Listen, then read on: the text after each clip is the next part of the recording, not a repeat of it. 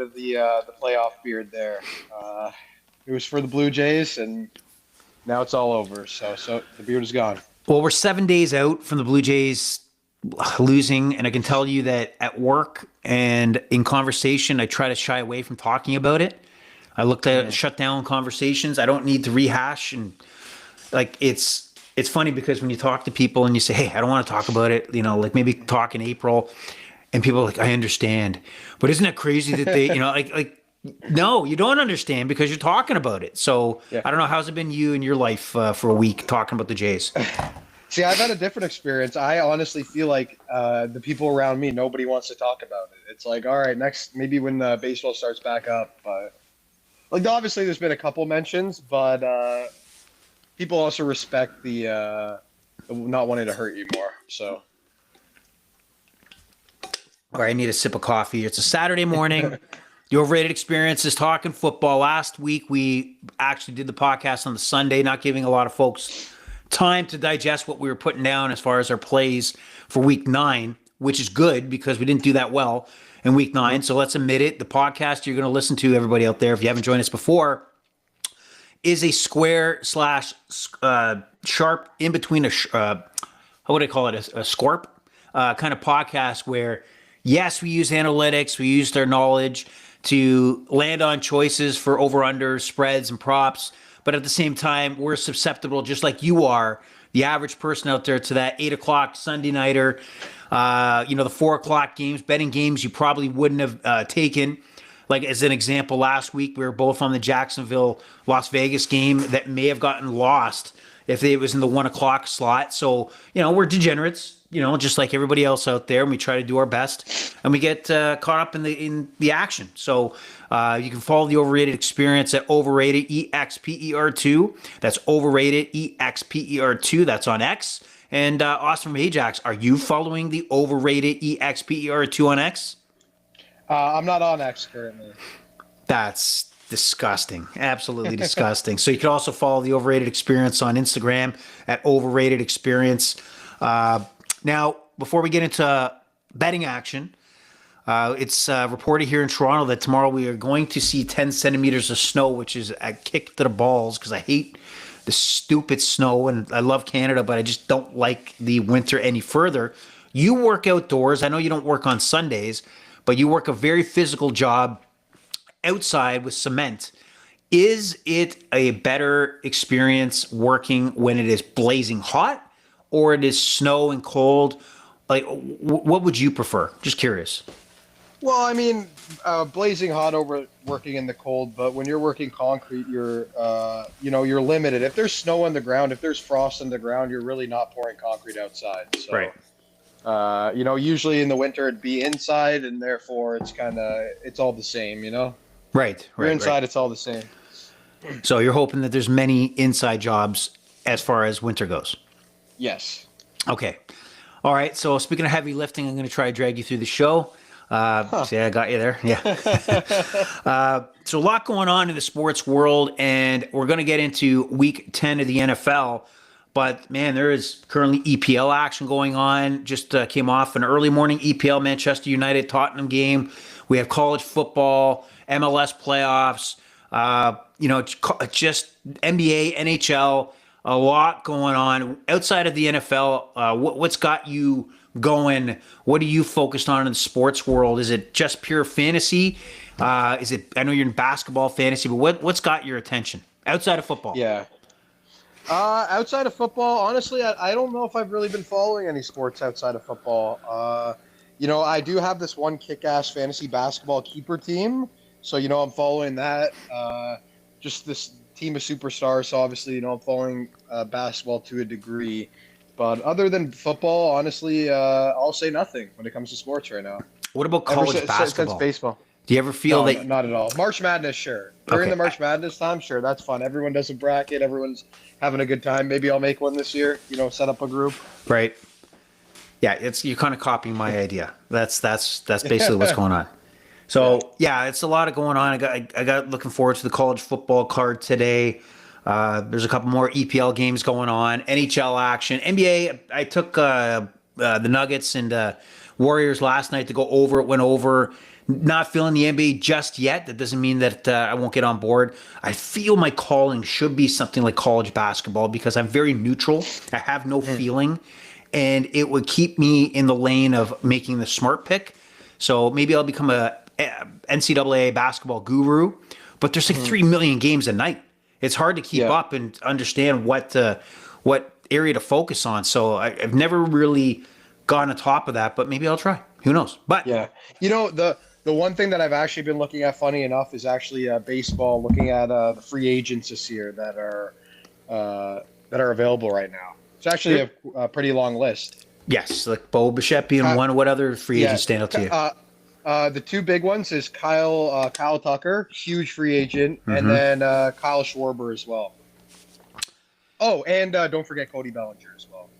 Interesting, right? Because Kyle Tucker, he goes to the Cubs for that, and they knew they had him for 1 year. Yep. The Cubs, made a playoff run, and but they didn't get the end result they wanted. And Kyle Tucker's an impact player. How impactful do you think he really is, Kyle Tucker? I feel like, he's a solid guy. I don't think you're winning the World Series if he's the best player on your team, but if he's the second, you might be happy. You know what I mean? Like I wouldn't say he's at the very top, but he's right there. Right. Like I'd compare him to probably even a little better than like George Springer, for example. But Springer was clutch, and that's what the Jays needed. So got Kyle Tucker, Kyle Schwarber is an impactful player. He's another guy that hits a lot of bombs, but does strike out. But he was a difference maker with the Phillies. Yeah, I couldn't believe it. They had Bo Bichette as the fifth person on the list, of value. That's a mistake. From 1 to 5. That's a mistake. That's definitely a mistake. That's a mistake. Who do you think's more impactful of a player, Bo Bichette or Kyle Tucker? If you were the Jays and you could take either one, who are you taking? Let's say for 2 years. 1,000%. 1,000%. I would say Bo Bichette right now because I think baseball is slowly shifting back to contact. So, getting runs, cheaply, sack flies, bunting guys over. Yep. And Bo Bichette just hits, base hits, gets on base, right? And people, I think, forget that. And I think a team like the Yankees, we talked about potentially being a landing spot for Bo Bichette.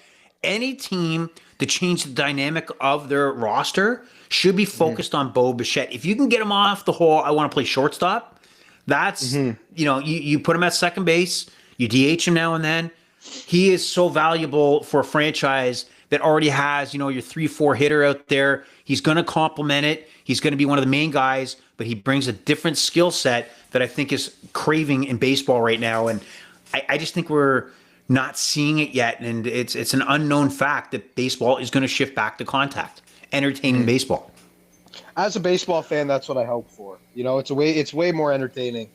Yeah, this jack home runs. You talked about Cody Bellinger. The Yankees, would be, I know he opted out, so it wasn't like the Yankees decided to move on from Cody Bellinger or won't circle back to Cody Bellinger.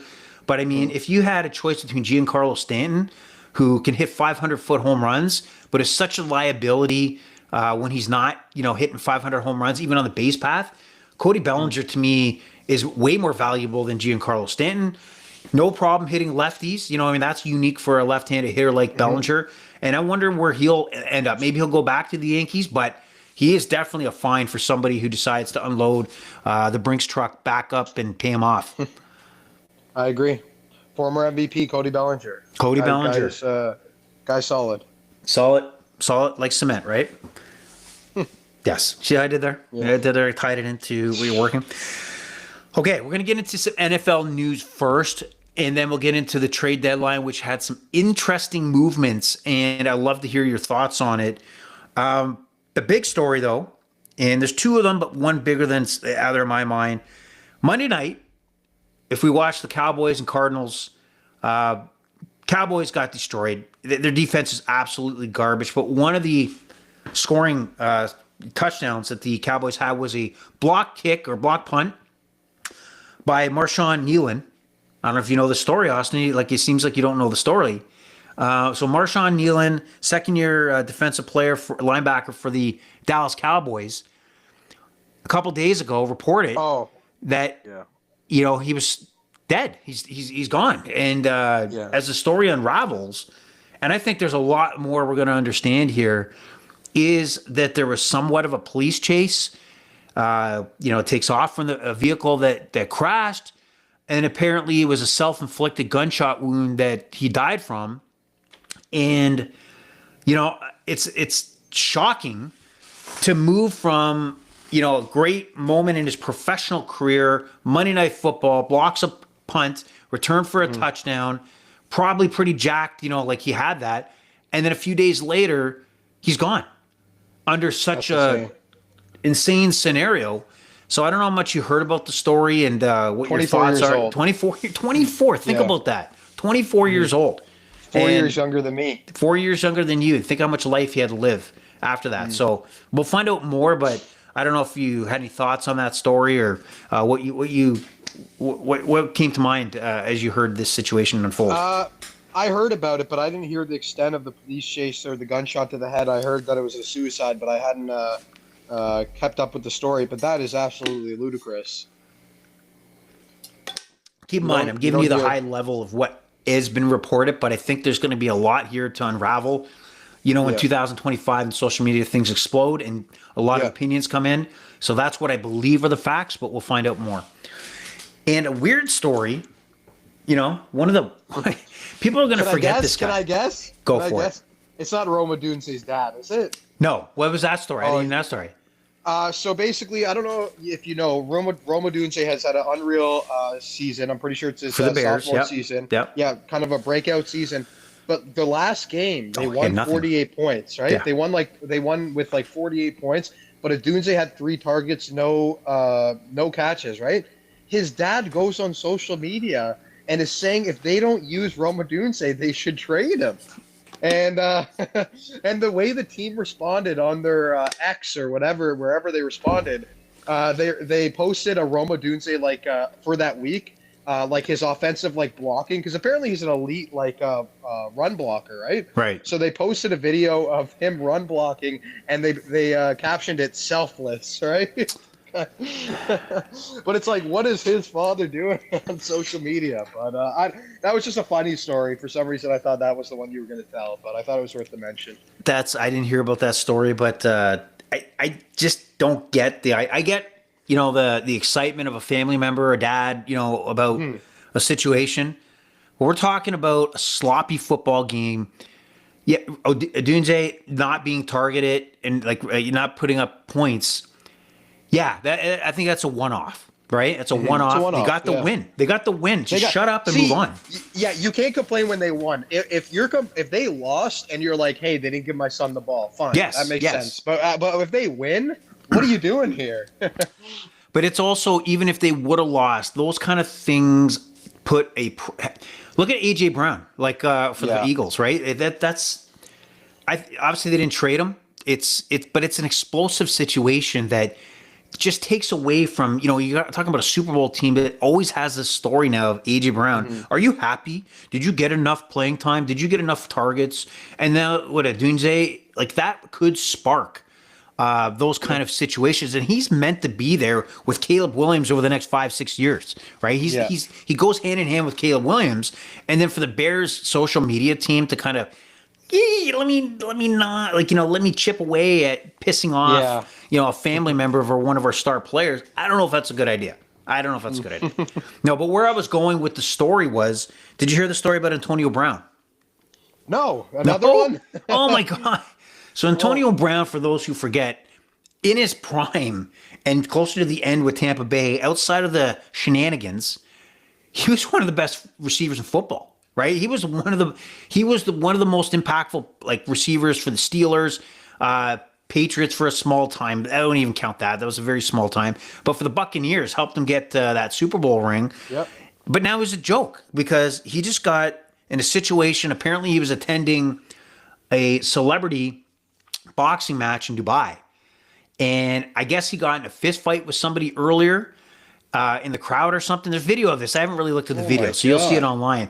So he grabbed a security, I guess somebody in security's gun, and grabbed it and fired 2 shots. Are you serious? Yes, Holy yes. shit. So they don't fuck around over there, man. They do not fuck around. So he got Antonio arrested. Brown, he shot a gun in the He stadium. shot a gun toward 2 shots toward another guy, like I'm in who shock. he got a fist. Yeah. So U.S. Marshals arrested him, I guess, and he was extradited back to the United States, and he's up on charges for attempted murder. What a dipshit! Wow. Like, what? Yeah. This tells you everything you need to know about stardom, athletics, in the professional situation. When you are at your peak and you're the most valuable and you're a special player on the field, people turn a blind eye. People turn a blind eye. But as soon as you start fading just a little bit and that contract doesn't meet the performance that somebody else can provide cheaper, see ya. You're gone. You're nothing, right? So nobody's going to look the other way anymore for a guy out of his prime, 37 years old, non-NFL star. That's the trap that a lot of these guys get into, that their peak is what they think is going to last forever. And it's not. Yeah. So you didn't hear about this story. No, that's insane. I don't know how I didn't hear about this. I must really be out of the loop. You're out of the loop, man. You're out of the loop. But I will say, I've never seen anybody like Antonio Brown's got to be one of the biggest CTE cases there is out there. You know, Could be. Just the way that he talks at the beginning of his career opposed to the end, it's insane. It's like you're talking to somebody who's senile now. You know what I mean? Yeah, and is it that? Is it just because of those many years of just, getting the cash and the lifestyle? I think it's a mix. Yeah. I think it's a mix. Yeah. But you could be right. Anyway, we move on to Week 10 of the NFL. It's time to get our picks in. I don't even want to rehash last week. I didn't even total it up. I was not happy with our selections. We were way off. We're going to start clean. Slate is clean here today. Week 10. Here we go. Are you ready? I'm ready. Okay. Now, sorry, I always do this and I kind of backtrack. Did you watch the Vegas Broncos game on Thursday? No, but I followed it. I know it was low scoring. Broncos won what? 13-10 or something like that, or It's 10-7. It was the 10-7. shittiest football game maybe of the year. It was a no melatonin required to fall asleep based on watching that game. Disgusting. The Raiders disgust me. Let me ask you this. We watched the Jacksonville Las Vegas game last week. Yeah. That the Raiders lost in overtime. Yeah. What performance stuck out to you for the Raiders? Who? For the Raiders? I would say Geno Smith. Do you think Geno Smith over Brock Bowers? Oh, Brock. Sorry. No. Yeah. Brock Bowers was the man. He was completely dominated.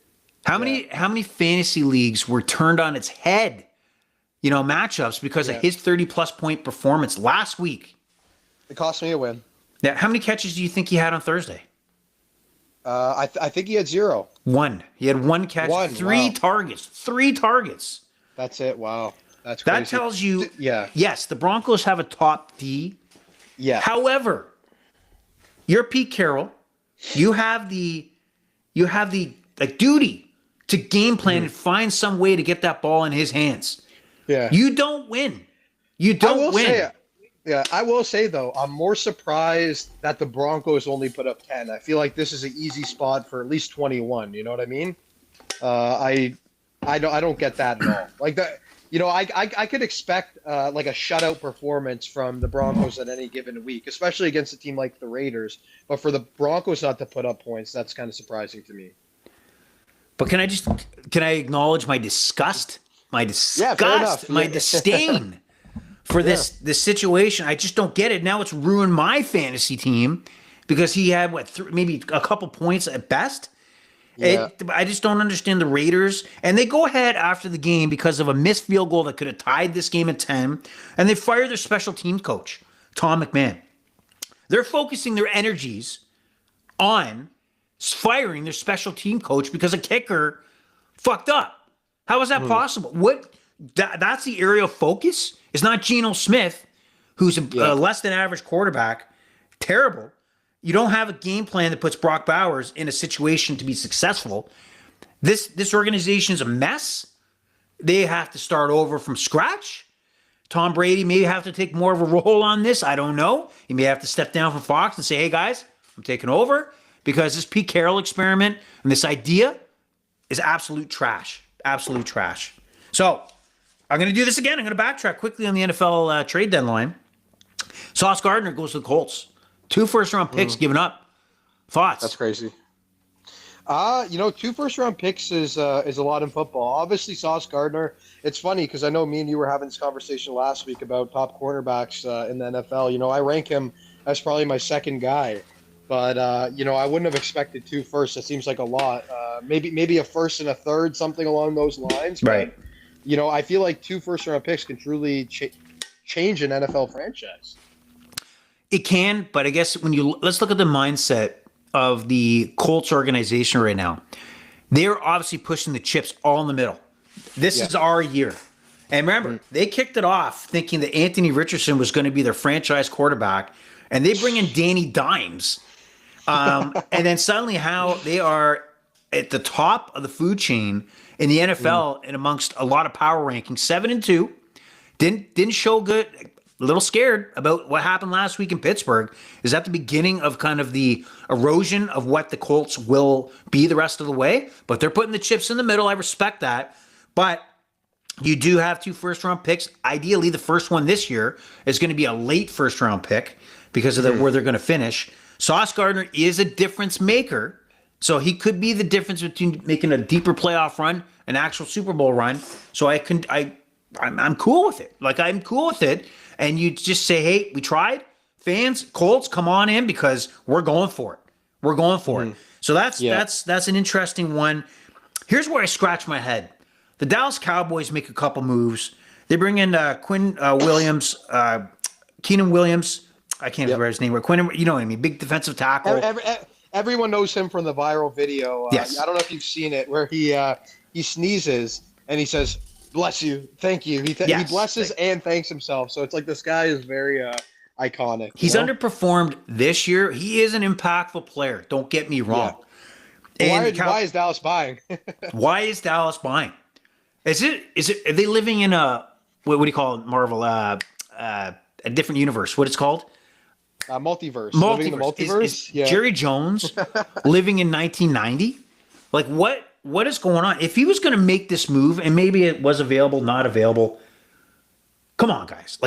This move should have been made weeks ago because their defense is absolutely horrible. You can't wait to get lit up by Jacoby Brissett and the Cardinals and then make the move to chase the rest of the NFC to attempt to make the playoffs. You got rid of Micah Parsons because you didn't want to pay him. I have no idea why. Everybody else would have paid him, but why Jerry wouldn't? I have no idea. Cowboys don't make sense to me, and God bless America's team. I don't get it. I'm sorry. That's I'm like, what are you doing? These moves I could see 3 weeks ago. Yeah. All right. It's like Jerry Jones. I don't know. He's always trying to win now, but he's never winning. You know what I mean? Is he? You know what I mean? He is, but he's not. He's not making professional. Smart decisions. This is my only theory, and it's going to sound harsh, but Jerry Jones must be thinking any year could be his last, and he just wants to see something. I have no idea. Then why not keep Micah Parsons? Everybody would tell you this guy is in the prime of his career. Yeah, he's a franchise defensive player. People would debate he's the best defensive player in football. Maybe, yeah. But what were you thinking? You have Press Dak and you have CeeDee Lamb. Offense can be lights out, right? And then you fuck it up by not retaining Micah Parsons. Anyway, some other moves. The Saints look like they're selling. Not shocking. Rashid Shaheed goes to the Seattle Seahawks. Smart move by them, picking up a veteran wide receiver on top of Njoku. Trevor Penny, Chargers, pick up an offensive lineman. They've been decimated, so that makes sense. Bengals. Dump Logan Wilson. We talked about Dallas picking up defensive players. He also went to the Cowboys.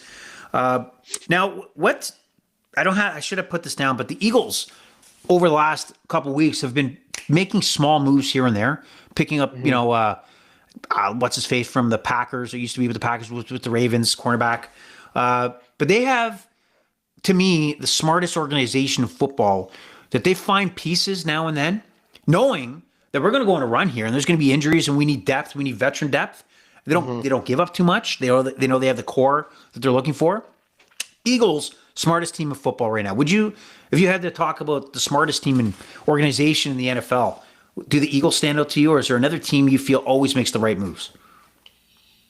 I mean, the points you made are really good. I don't really know a team better than the Eagles, at least not in the last handful of years. Yeah, they're Super Bowl champions for a reason. Yep, Okay. Even the Super Bowl that they had with Nick Foles, you pick it up, like they're just always adding the next guy up. Yeah, you're absolutely right. All right. We're finally 25, 26 minutes into the podcast. We're going to go to the Week 10 card in the NFL. Oh, by the way, and I'm digressing again. NFL Thanksgiving is coming up soon. The bullpen is hosting a watch party. If you're off that day, just to let you know. Nobody else who's listening can come, but you get the special invite. Nice. Week 10, 9:30. We kick it off in Berlin. Is it Berlin? Yeah, I think it's Germany, this one. Yeah, I think so. The Falcons take on the Colts. The Colts coming off a beating at the hands of the Pittsburgh Steelers. Many, many turnovers. The Atlanta Falcons fall to the Patriots because of a missed extra point, lose by 1. Colts are 6.5-point favorites. Over-under 48.5. What stands out to you here? Under 48.5? It's 48.5. The 48.5 is the over-under. The spread is 6.5 in favor of the Colts. I would say honestly, I want to go with the Colts on this one. This is a game where they want to make a statement. They just went out and got Sauce Gardner, invested a lot into him, and everyone's going to be waking up early, getting their coffees ready for this game. I think it's going to be a high-scoring game with them winning. Okay, so I'm assuming you're taking the over then. Yep. Okay, I like the over as well. I will say that I believe this game will be a little tighter. I do believe that the Colts will win, but I do believe the Falcons will cover the 6.5 points. There was a bit of crack. There was a bit of cracking in that Colts foundation last week where, the Steelers, which have been underperforming defensively, exploded last week for, I think it was 5 turnovers from Daniel Jones. I do think they get it done, but it's going to be a tighter game than we think. And DeForest Buckner, defensive tackle, impact player for the Colts, is out. He's on IR. That's also something worth noting. And also, what I'll throw out there here is a good prop, and you tell me if you like it. Jonathan Taylor, running back for the Colts, over 91.5 rushing yards. I like it over. I like over as well. Okay, let's move on.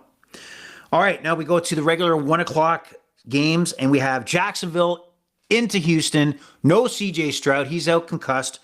Mills is going to be quarterbacking for the Houston Texans. You're also looking at Brian Thomas Jr., receiver for the Jacksonville Jaguars, who had an impactful game last week. He's out, right? So right now the Houston Texans are still a 1.5 favorite, and this game is low, 37.5. I'm going to tell you that I like the over because I'm just sucker for low over-unders, and I like the Jacksonville Jaguars to actually win. And it's based on no C.J. Stroud. What do you think? I think it's the same thing as last week. It's a game Jacksonville should win, but Jacksonville is one of those teams, to me at least, that can find a way to lose a game. I'm not actually shocked that even without C.J. Stroud, Houston's the favorite here. You know what? I'm going to take Houston. Wow. Even with the backup, I'm going to take Houston. Okay. What about the over-under 37.5? Give me over. 37 is a very low number. Okay. Feel free to jump in with any, you don't have to, but tidbits on any fantasy football items that for each of these games. I don't know if anything's come up in the first two. Atlanta. I mean, when I think Houston, I think they say Nico Collins has been one of the biggest fantasy busts. But other than that, I don't really have anything to note. But I'll sprinkle in some fantasy notes going forward. Okay.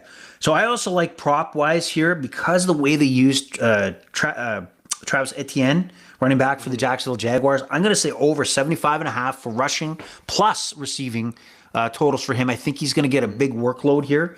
And I think if the Jacksonville Jaguars were smart, which I don't know if they are or not, they would see what happened last week, the way he moved the ball and put it in his hands. Yeah, is it 75.5 total yards? Total yards. That's the bet? Yes. Wow. That's a great bet. We were just talking about last week how not on the podcast, but off the podcast, how he's underrated, but he's always a complete workhorse. Yep, he's a workhorse. Put a saddle on. Go, giddy up. And we move on to the Jackson Dart. New York Giants head into Chicago to take on Adunye's, I can't even say his name.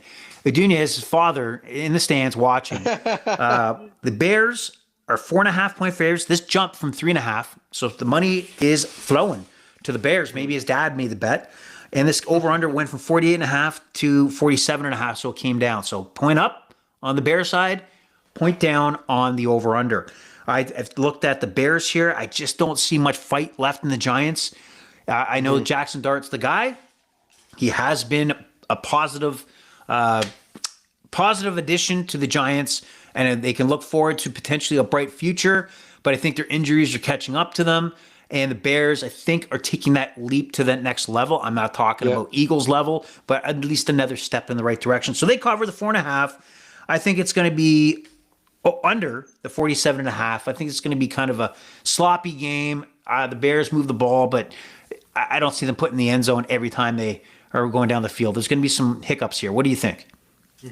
I honestly, my take is that they're going to crush the Giants. I really like this Bears offense. They're very, very entertaining for me. Give me them winning by 10. Okay, wow, by 10. I only said 4.5, man. You're going off the rails here. Wish I could have got that 3.5 regardless, but I'll still say 4.5 seems like a pretty good value to me. You think there'll be a points in this game? I said under 47.5. What do you think? 47's probably right where it's at, but I know, we take it for every game. So I'll choose the over, just thinking that the Bears put up over 30. And what's if you had? I find Caleb Williams in your for those with holding two quarterbacks, you're usually bouncing between Caleb Williams and your other quarterback. Is he a must start? This week, 100%. Like obviously, it's hard to fantasy because this could be a lot of guys' backups, and you're not starting him over the guys like Lamar or Josh Allen. You're never going to choose him over those guys. But if it's him or Baker Mayfield, you might be making that decision this week. Hey, Baker Mayfield. Your boy Baker. You're bashing Baker, man. Hey, it's just because of how beat up they are. I'm not sure if Mike Evans is back yet. If Mike Evans is back, I retract that. First of all. Would you feel a little guilty if Baker was listening to this podcast right now that you just threw him under the bus? Yeah, I would feel bad, honestly. Yeah. Guys, G. Wow. You're hating on Baker now. Okay, anyway. Also, I want to just mention, just because I'm thinking fantasy, it doesn't necessarily have to be about fantasy, but I think Swift could have a big game here. Okay. He was out last game. I haven't even checked the status. Although if I'm not mistaken, the Giants have a decent run defense, I think. Yep. But I still think Swift has a big game. The Giants are very good up front. They put a lot of pressure on the opposing quarterback, so that's an area of strength for the Giants. They're front four or front three, whatever. They're D tackles, defensive ends. Yeah, they get on the quarterback. So Abdul Carter having a good rookie year for the Giants. Also, Jackson Dart. What do you think of? Because he takes off out of the pocket. He's been light on rushing yards the last 2 weeks, but I feel with this Bears defense and this game being a little tight for a little while, that I like his rushing yards over 36.5. I think he's going to go to the ground a lot. So that's the prop that I'm thinking. Do you like that prop at all? 36.5 yards rushing Jackson Dart? I'll be honest. I haven't watched enough Jackson Dart games to make that assessment. I haven't watched it play by play. Maybe following the scores, but it's something that I haven't paid attention to, and that for that reason I wouldn't take the bet. Okay, well that's a good reason. All right, we have maybe the game of the 1 o'clock hour. The Baltimore Ravens, the surging Baltimore Ravens, the AFC North's favorite. I haven't checked because of the Steelers winning on Sunday. That might have flipped it, but the Ravens are alive, right? Yeah, they're ready to go on a run. Yeah, they're you think so? I don't know if you heard about the reports about Lamar. Apparently, went in their locker room, took off all the games, turned off all the TVs. Their ping pong tables are gone. Yep. Yeah, ping pong tables are gone. This team is ready to win. And, okay, let me just double check that futures here. Divisions. Let's go. Sure. Futures FanDuel. Brought to you by FanDuel. I would love to know. But I'm going to assume, they're a favorite, but the Steelers got to be there too, right? Yeah, the odds did change, but the Ravens are still minus 140. And I think having those two games still ahead for the Ravens and Steelers is why, Ooh, who do you put in wow. that favor? I got to think Ravens, right? Well, you know what? You know what I'll say is the Steelers to me are just one of those teams when they're at home. I don't blame any team for losing. If you're taking on the Steelers in Pittsburgh, you know this team is probably the favorite at home to me. Right. So obviously in my head it'd be 1-1, but in my head it's also more likely the Ravens take two opposed to the other way around. But Right. yeah, Okay, so the Baltimore Ravens, 4.5 point favorites heading into Minnesota.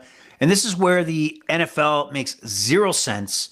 Why Minnesota would be on the road with a returning JJ McCarthy, beating the Detroit Lions, and not just sneaking one out, they were in control the majority of that football game. And anytime the Lions got close, they separated themselves. I don't know how that happened. How did the Lions drop it against the Vikings? But the Vikings now at home are 4.5 point dogs to the Ravens with an over-under of 48.5 that went up a point. It was originally at 47.5. What are your thoughts on this one?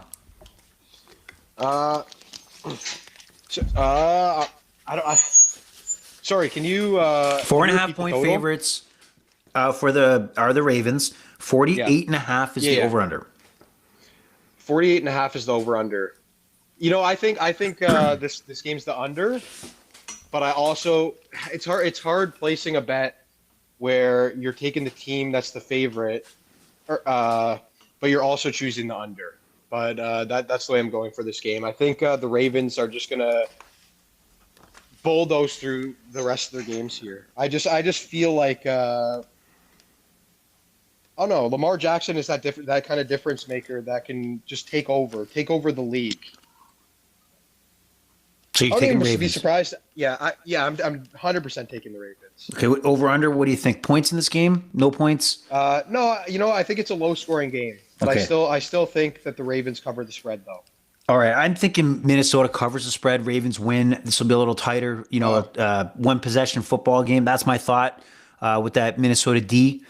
And this game is going to go over 48 and a yeah. half. This is called the overrated experience I because we like overs, Austin. We don't like see. I unders. think I just think that it's going to be. I think the Ravens are going to control the game. I think they're going to be able to run on the Vikings. I think Derrick Henry and Lamar. I don't see Minnesota stopping them, but I see the Ravens slowing the clock.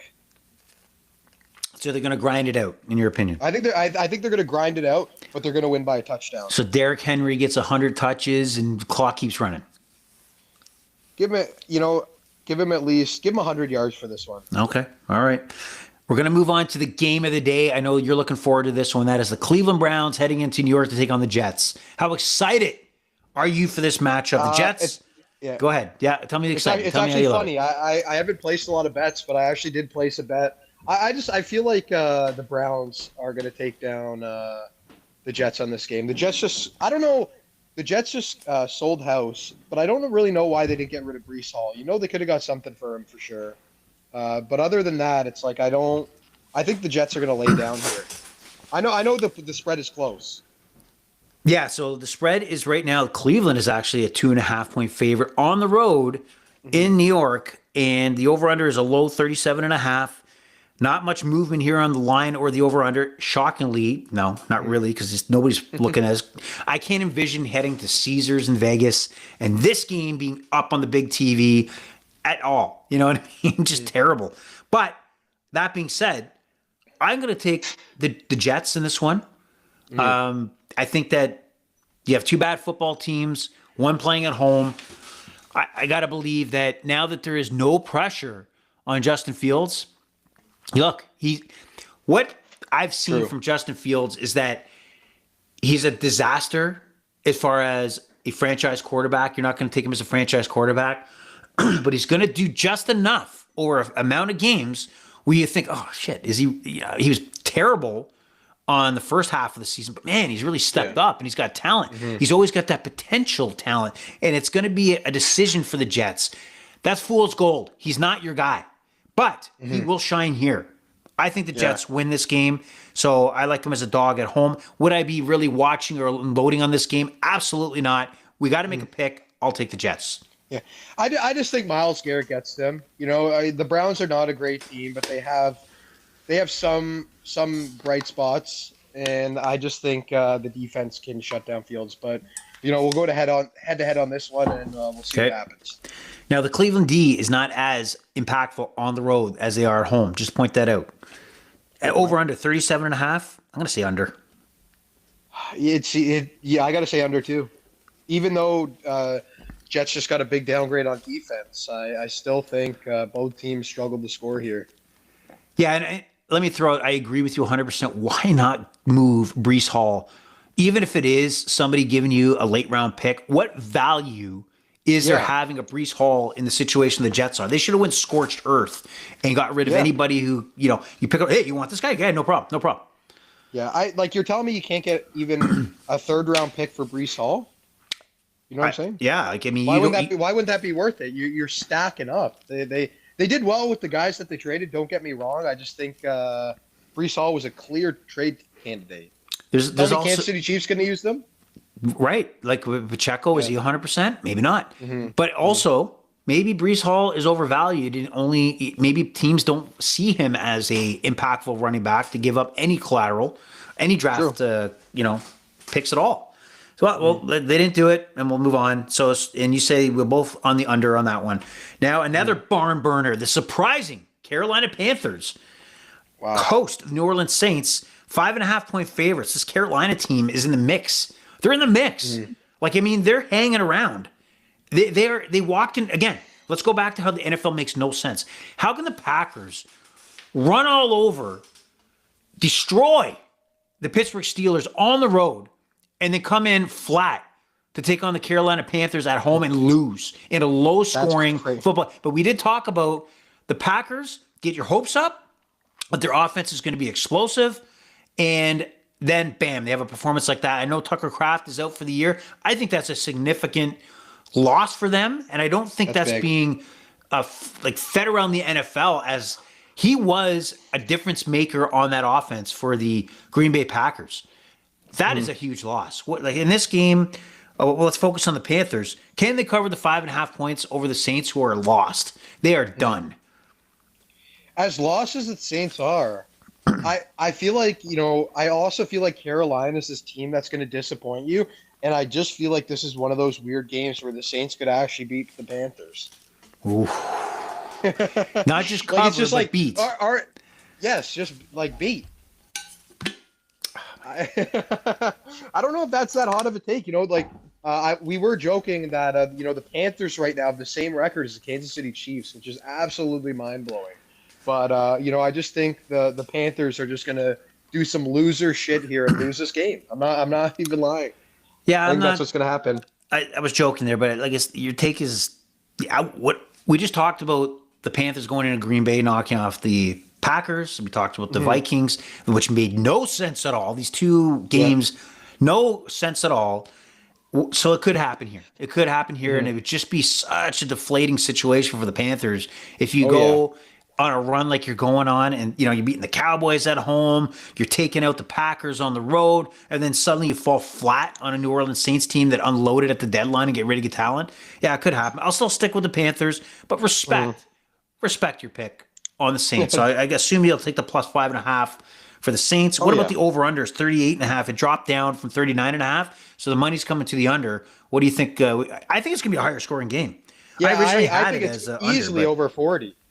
Under 38.5, that seems low. Yeah. That seems very low. That's one I may target this week. I like those because I would also tease it, getting the 6 points to bring it to 32.5. I think there'll be some points here. Anyway, let's not talk too much about that game. It's not worth our time. Interesting matchup. The Buffalo Bills going in the direction of being a Super Bowl contender after a big win against the Kansas City Chiefs, but still behind the New England Patriots, by the way. They are not the leaders in the AFC East. And then you got the Miami Dolphins that are going in the wrong direction for sure. They looked absolutely horrible against the Ravens at home after coming off a big victory the week before against Atlanta. This Miami team fired their general manager, Greer. McDaniels looks like to be the next guy to go. They are 9.5-point dogs to the Buffalo Bills, and this game has a high 49.5 over/under. What are your thoughts on this? I would say 9.5 seems like right where it should be. You know, the Bills should win by 10. You know what I mean? The Miami Dolphins are just a complete mess. Yeah, they are, but They have some bright spots. for some reason, I feel like this is Miami's Super Bowl, right? This is their game. Mm-hmm. I don't like the Bills and the Heat in Miami. I feel that we don't get the best of the Buffalo Bills when they go down to Miami. James Cook is banged up. He's going to play, but he's on the injury report. So how healthy is he? I'm going to take a chance that Cook is healthy enough and his yards rushing 85.5 is low based on this injury, but I think he comes through and covers that, in my opinion. Yeah. I think the Dolphins cover just because of the heat in Miami. What in this game?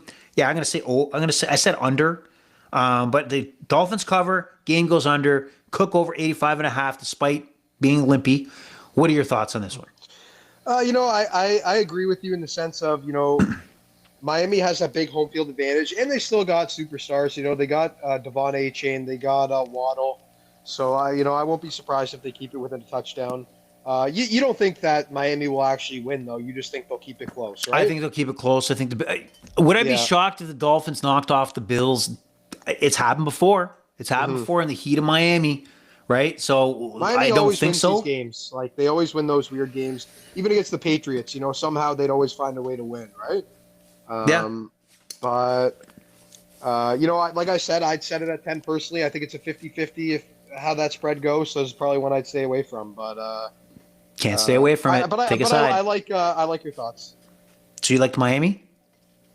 I'll go. I'll ride with you. Plus 9.5 Miami. Let's go. Over under 49.5.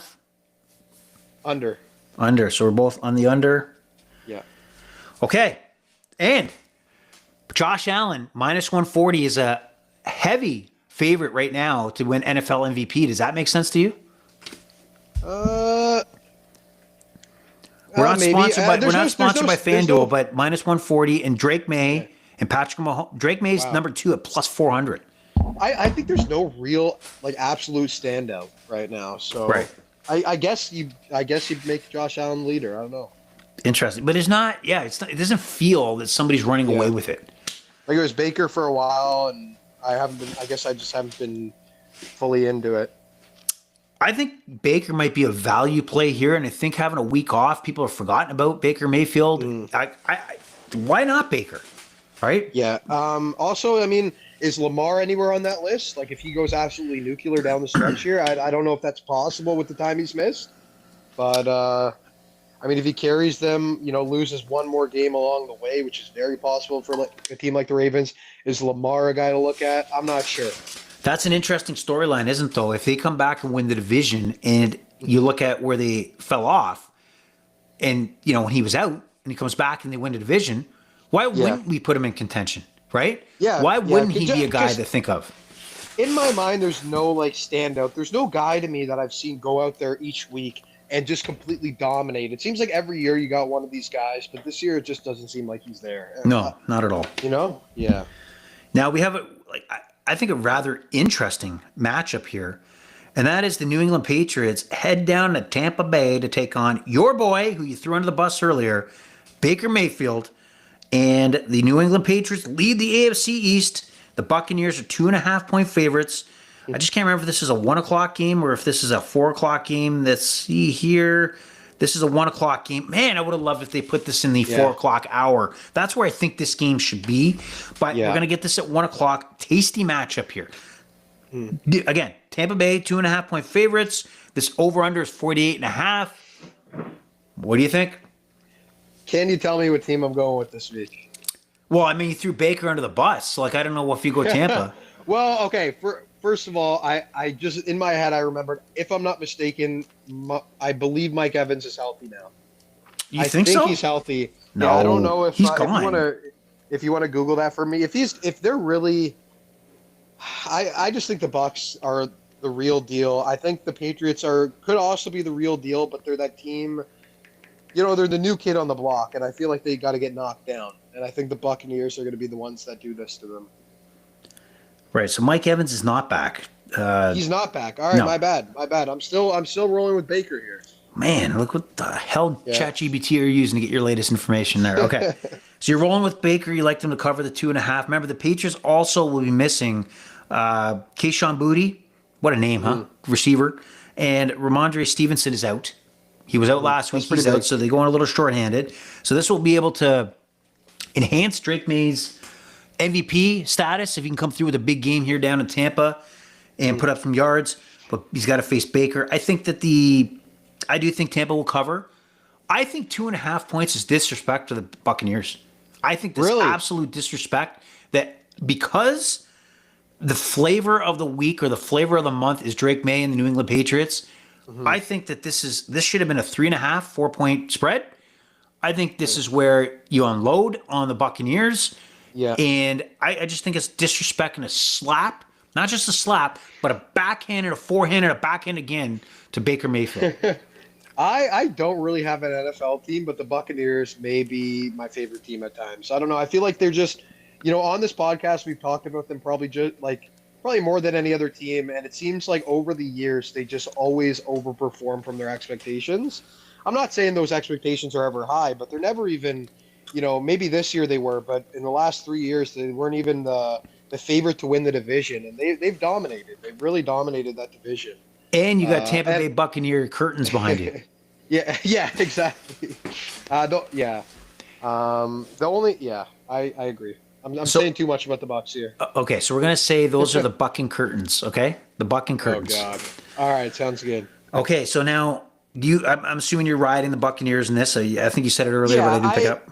It's weird. I don't necessarily know if they're getting disrespected, just because in my head it's like, I would assume, I'm talking out of my ass here, I would assume all the public money's on the Patriots right now with all that hype. And that maybe could move the line a point or two. I'm not sure. But Bucks 2.5. I'm gonna make that bet. It's gonna be a fun one. That's probably the game of the week as of now to watch. To me, I think so. Yeah. And what about the over under 48.5? I think it's going over. I think this is going to be a back and forth, high scoring game. What do you think? Yeah. Because I'm forced to choose, I'll do the over. But I feel like 48.5 is like right there where I would set it. Okay.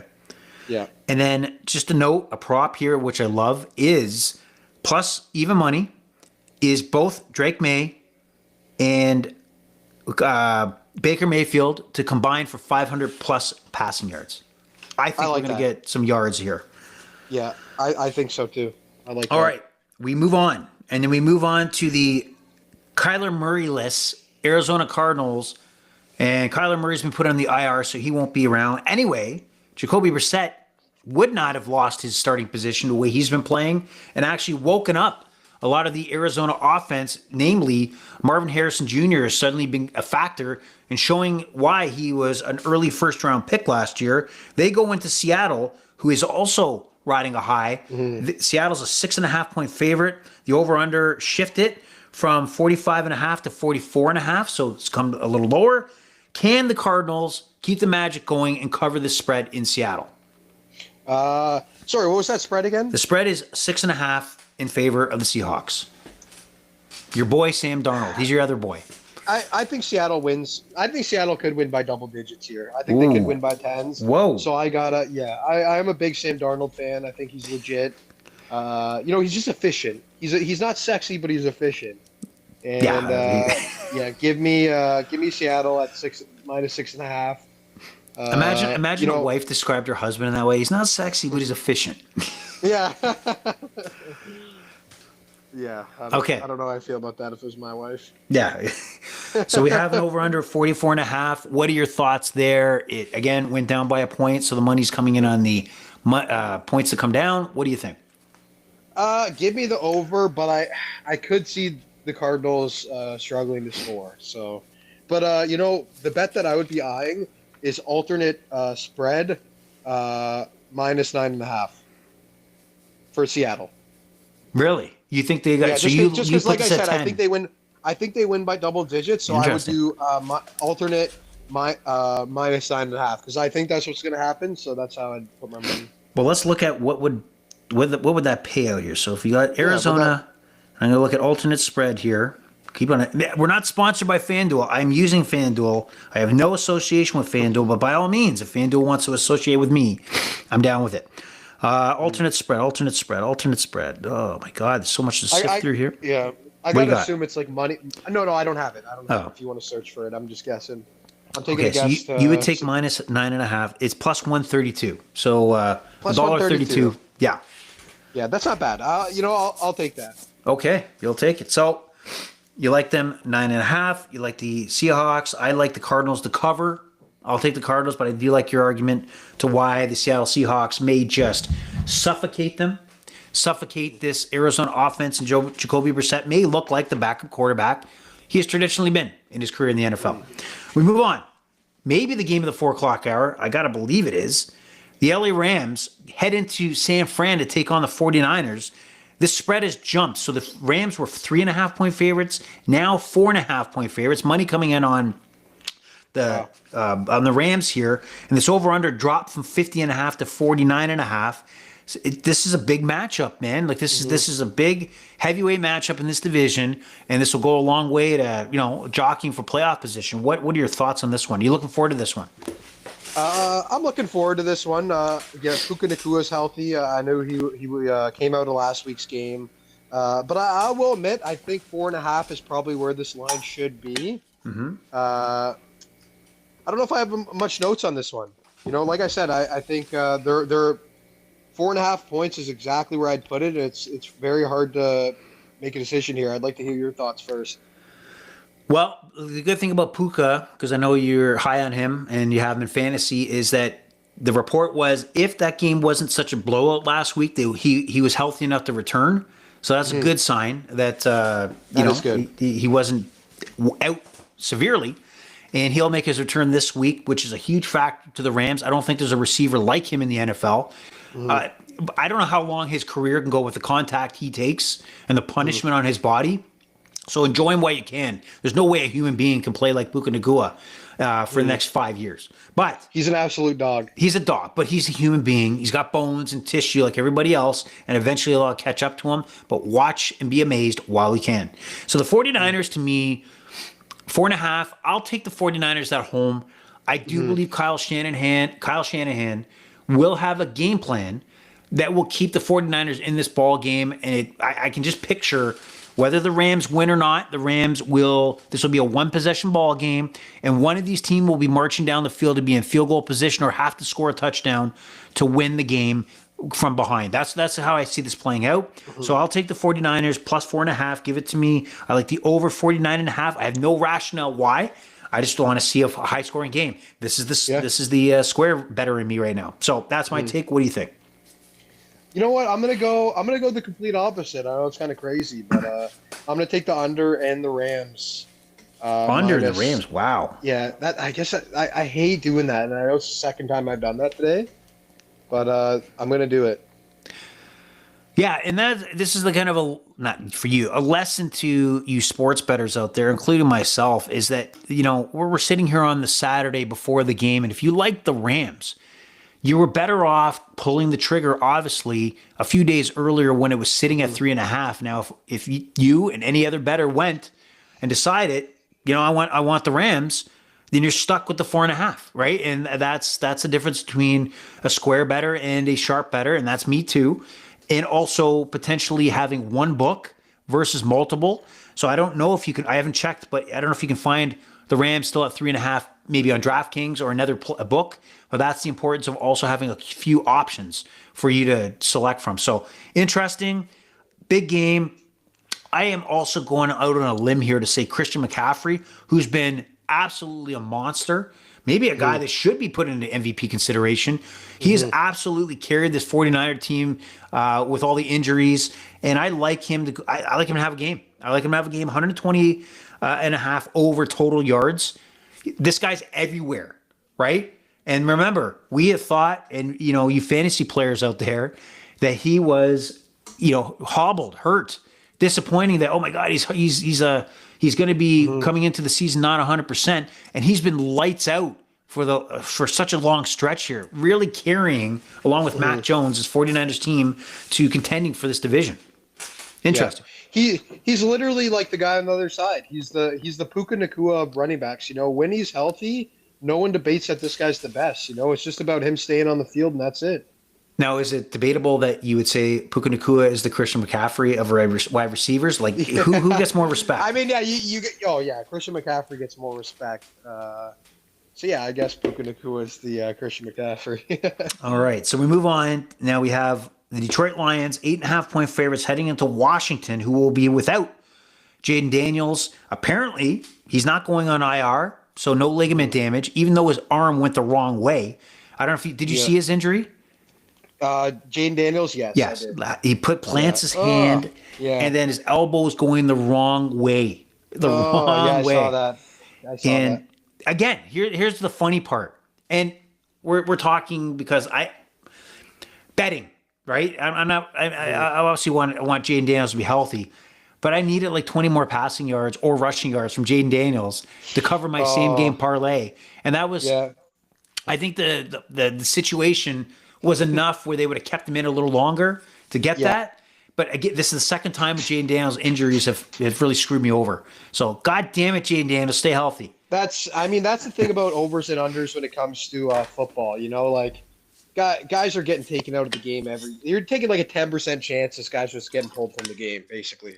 But there's losers out there that fell into my scenario where that prop is lost because of an injury that would actually go out of their way to tweet a Jaden Daniels, to say something negative or bad, like really it's worse. I find that I could say it here, insane. But I would never see Jaden Daniels on the street and oh my God, it'd be a joke. It'd be a joke. It's pathetic. That's so pathetic, right? So anyway, this just for fun. So Lions 8.5-point favorites. No Jaden Daniels. You got Marcus Mariota under helm. I do not. This game's 48.5, down from 49.5. Do the Commanders have any shot of covering here? I don't think they have any shot of covering. I just learned in fantasy football, the Washington defense right now is the team you should be targeting. Like if you're picking up a guy off waivers and you're debating who should this guy be, you're debating, who you should pick up. If the other guy's going up against the Washington Commanders, you choose that guy. Really? Apparently they're the worst defense right now with the injuries that they have. So I think that Detroit, especially after last week, comes out and makes a statement here. So let me throw this out at you. So one of my fantasy teams, I have Drake May and Jared Goff. Who would you start? Goff. Because of this matchup against Washington?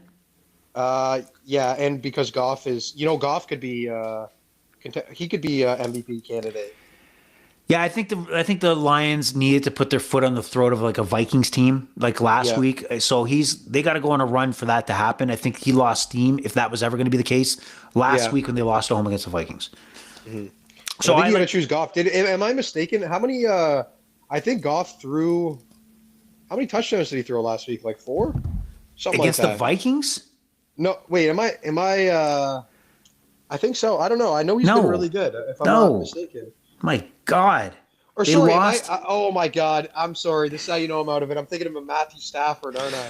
Oh my God, man. Oh my God. What am I doing? I should edit you out of this podcast for sure. Yeah. Anyway. All right, the AI can cut this out. Yeah, AI may be better suited to be up to date on the information. Oh God. Okay. So maybe I'll cut that out. Who knows? Now I'm assuming you're taking the Lions to cover. Yeah. 48.5. What do you like? 48.5. I don't know if Washington's going to score against the Lions. I guess I'll take the under. I took the under as well. I took the Lions. We're on the same side. Now, Terry McLaurin, I have him on 2 fantasy teams. What a waste. We had a whole situation where he was holding out for a contract. The Commanders gave in, and he has done nothing. And this is maybe a lesson to be learned for NFL teams. When you have a star, not a superstar, a star veteran wide receiver, you can do without him. It's my opinion. And Terry McLaurin, the Commanders get all excited because, hey, I got Jaden Daniels, went to the NFC Championship. We need to kind of ride this hot streak, keep it going, keep his weapons. But this was a poor decision by them to hold on to him. Terrible. I mean, I've always been a fan of him. I personally think it's just a classic case of, you're paying that older wide receiver. At some point, the wheels are going to fall off. But I feel like he's been a pretty consistent guy over the years. Hasn't always had the quarterback play. But this may be, this may have just been the year where the wheels fell off. I'm not sure. Isn't that part of the skill set of an organization? They got to determine when those wheels will fall off and cut bait. Remember when Von Miller was moving around? Like now you forget about him because these guys have a short window of time, and you got to be able to have a strong organization to backfill, and move on and not get held cap hostage like some teams do, like this Terry McLaurin situation. Not good. Disastrous year for the Commanders. All right. Pittsburgh Chargers. This is the Sunday nighter. Decent matchup. Pittsburgh on the road at SoFi Stadium. The Chargers were 3-point favorites, now to 2.5. And what we'll see here, although the Chargers are playing at home, this will probably be a predominantly pro-Pittsburgh audience in SoFi Stadium. The over-under is 44.5, down from 45.5. The Chargers decimated by injuries, again, picking up offensive line help. The Pittsburgh Steelers coming off a great big win over the Colts, and their defense really lit them up. What do you see happening here? What's the story? Colt again? Chargers 2.5, down from 3-point favorites. Yeah. Give me the Steelers and the over. Yeah, I'm riding the Steelers as well. I think it's that time of year where they start eking out wins, and the difference here for the Steelers is that they have a guy like Aaron Rodgers.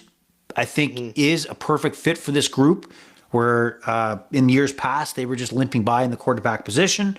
So I'll take the Steelers as well. Okay. And the over-under 44.5. What do you think there? I think that's an over. Easy over. Yeah, easy over. Not much to say there, right? Did you see what Ben Roethlisberger said about this Pittsburgh team? Yeah, he said something. What he was comparing what did he say to help? Yeah, he said, because obviously, I mean, people think that it might be Rodgers last year. So he said, on my last year, they gave me a center that didn't even play center, and they gave Aaron Rodgers DK Metcalf. That is true, too. You give Rodgers a weapon like that. Like, this Steelers team, I think everyone wants to see them win. Yeah, I agree. I want to see the Steelers and the Ravens fighting down the stretch. Yeah, and I think Roethlisberger's got a point. I remember that when he was ending off his career, and the Pittsburgh Steelers started off hot, and then it seemed like Ben Roethlisberger would take a half a step and get rid of the ball. I do believe that the Steelers didn't surround him with the talent that they felt confident to make a run. So he does make a point. He's had this podcast for a lengthy period of time. It's that one comment that people focus on, right? Yeah. I think he's been very complimentary of Aaron Rodgers. And I know that wasn't a compliment against Aaron Rodgers. It was a point that he made, and it's probably factual. So that's we like the Steelers. We like the over. And then we have the Monday Nighter, which is a pretty juicy matchup. We got the Eagles on the road taking on the Packers. Packers came into this one 2.5-point favorites, now down to 1.5. The over-under is 44.5. That has not changed. We have Barkley should play. Saquon should be back. A.J. Brown should return. I mean, these are not locked in just yet. And we talked about earlier, Tucker Kraft out for the Packers. He's gone for the year. So what are your thoughts on this one? Pretty good matchup. Wait, you're telling me the Eagles are the underdog? The Eagles are on the underdog, yep. Oh, that's crazy. You got to smash that line. Got to smash the line. So this, out of all the spreads, this is the one that stands out to you as the misaligned spread. I mean, I guess I haven't dove into the game enough, but it seems that way just like looking in. Like you're licking your chops looking at that. Yeah, I think the same way too. Yeah. So Eagles to me, we'll both be on the Eagles there. Over under 44.5. I like the points. Again, overrated experience. What am I going to do? What do you think? I agree with the over. Okay. Any other thoughts on this game? No thoughts. I hope Barkley's healthy. Well, let's hope, because I have him on my 416 fantasy team, and he's just started to produce points. So let's hope he rides the points train. You have him on your 416 team? No, I mean at the 416. Sorry. No, I'm just yeah. That's not nice. Anyway, any other thoughts, fantasy, props, anything NFL related? No, I mean, on this game, it is just crazy to me that, beginning of this podcast started early on of us talking about how the Eagles are potentially the best team in football, and for them to be an underdog in this situation against a team that potentially just lost one of their best players is a big surprise to me. Yes. So And coming off a huge upset as well. huge upset. But Yeah. upset about it or not, this podcast is winding down, coming to an end. The Overrated Experience, it was a pleasure for you folks listening to the voices that you've just heard for an hour and 10 so odd minutes. The pleasure's all been yours. The Overrated Experience is over and out. Awesome from Ajax, out. All right. Goodbye, everybody. Good luck in your bets, and we'll talk to you again soon. Bye-bye.